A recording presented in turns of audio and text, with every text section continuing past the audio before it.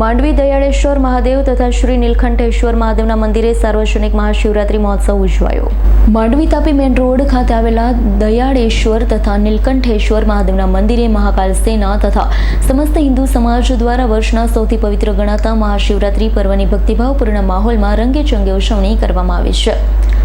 પાવન પ્રસંગો તારીખ 26 ફેબ્રુઆરી સવારે 7:30 કલાકે લઘુરુદ્રનું આયોજન કરવામાં આવ્યું। 60થી વધુ જોડાઓએ લાભ લીધો। સવારે 8 થી 12 કલાકે મહાપૂજા તથા બપોરે 12 કલાકે મહાદેવ દાદાની આરતી ઉતારવામાં આવી। સાંજે 4 કલાકે મહાદેવ સવારી પાલખી યાત્રા, સાંજે 4 કલાકે તાપી મેન રોડ ખાતે આવેલ દયાળેશ્વર મહાદેવના મંદિરથી બગી તથા ડીજેના સથવારે આનંદ ઉલ્લાસભેર પાલખી યાત્રા આખા નગરમાં ફેરવવામાં આવી। ધર્મપ્રેમી ભાઈઓ બહેનોએ હર હર મહાદેવના ગગનભેદી નારાઓ લગાવ્યા। આ પાર્ટી યાત્રામાં દિલ્હીથી પધારેલ અઘોરી બાવાની ટીમે કરતબ અજમાવી આકર્ષણનું કેન્દ્ર બન્યું હતું, જેના કારણે ભક્તિભાવ માહોલનું સર્જન થવા પામ્યું છે। મોટી સંખ્યામાં ધર્મપ્રેમી ભાઈઓ બહેનો જોડાયા છે।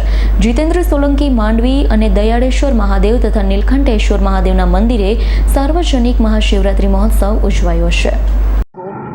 મારું નામ નેવિલ દેસાઈ છે।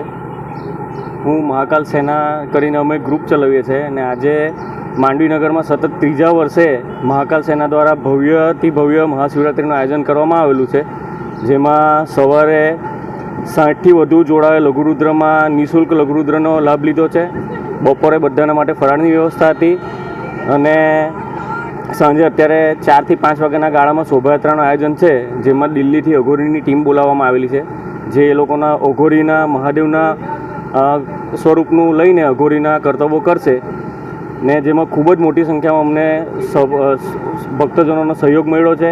એમાં ખાસ કરીને માંડવી નગર પોલીસ, જીઆરડીની ટીમ, માંડવી નગરપાલિકા, માંડવી નગરના ભાજપા પ્રમુખ, કોંગ્રેસ, બધા પક્ષો, સમસ્ત હિન્દુ સમાજ, પત્રકાર મિત્રો બધાનો સહયોગ મળ્યો છે અને તેમજ સવિશેષ મા અધ્યા મંડપ, મોબાઈલ અને ઇલેક્ટ્રોનિક્સનો વિશેષ સહયોગ અમને દર વર્ષે પ્રાપ્ત થયો છે અને આ વર્ષે પણ પ્રાપ્ત થયો છે।